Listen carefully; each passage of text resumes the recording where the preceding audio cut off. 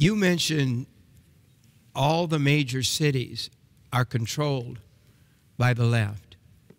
And I grew up in Michigan. I'm from a little town called Muskegon, Michigan, across the state from Detroit, Michigan. So when we'd go to the big city of Detroit, it was a big thing. I saw my first motion picture, by the way, in the wicked city of Detroit, Michigan. But Detroit at that point, when I was a little boy, was beautiful buildings, beautiful theaters, beautiful factories even, really great architecture. And today, Detroit looks like a bomb hit it. That's exactly right. Many bombs. Many bombs, yeah. They've destroyed Detroit. And you can date it from 1961. 1961, Detroit had the richest per capita population in the country. It was the industrial jewel of the United States. That's when a Democrat mayor was elected.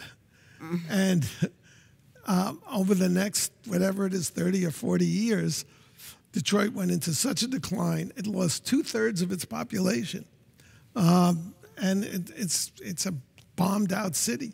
And its poverty rates are off the charts. It's 100% controlled by the Democratic Party. But every killing field in America, Chicago, St. Louis, St. Louis, Ferguson. That's just up the lake from my hometown. Yes. And Chicago, I loved Chicago. I go there and see the great department stores when I was a little boy in the L there, you know, and all. Oh, yeah. And today, do you know the population of Chicago is going down instead of up? Of course. Right now. It's too dangerous. People are leaving Chicago. You get killed in Chicago sooner than you get killed in Iraq. But it's not just Chicago, it's St. Louis, Ferguson, St. Louis, Baltimore. These are all cities that are 100% controlled by the Democratic Party and have been for 50 to 100 years. And that, look, the catch and release policies, Dwayne Wade's aunt, beautiful mother of 4 children, was killed by 2 felons who shouldn't have been on the street, but the Democrats have the catch and release policy. And then they have gun control, so law-abiding citizens in the inner city can't get guns to defend themselves. I mean, they don't have Secret Service. If you were a welfare mother in Detroit, the only protection you would have is what you can put in your night table drawer, and they can't get it. When we have cities where you can run and hide and you can commit a crime, you can be a murderer, and you can have safe haven. Sanctuary cities. Yeah. Is that, how do you explain that? The Sanctuary Cities movement was created by the ACLU, which is a supporter of terrorists. It's an organization that gets the terrorists out of Guantanamo.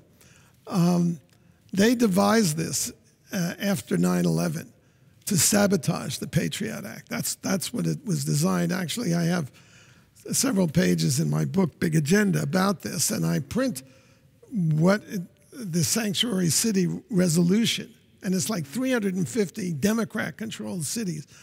And they say you can't cooperate with the Department of Homeland Security. They don't want you to look at people's beliefs.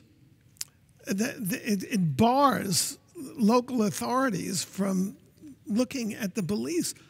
Look, if you believe that Islam is the only religion, that everybody else is an infidel, and if your Bible says slay the infidels wherever you find them, and then you have a system of laws, Sharia, which imposes an Islamic religious code that takes away the rights of women, takes away the rights of gays, takes away the rights actually of everybody who doesn't follow the orthodoxy of the church, you got a dangerous person. That's right.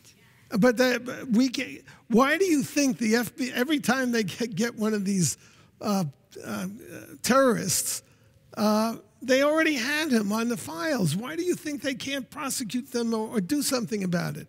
It's because of this injunction that it's religion, and they're protected. They have religious freedom, but Christians I don't know, who don't want to serve cakes at gay marriages, they don't have religious freedom. That's right. That's right. Yeah. Wow. Yeah. You're telling the truth. I mean, this is the flat out truth.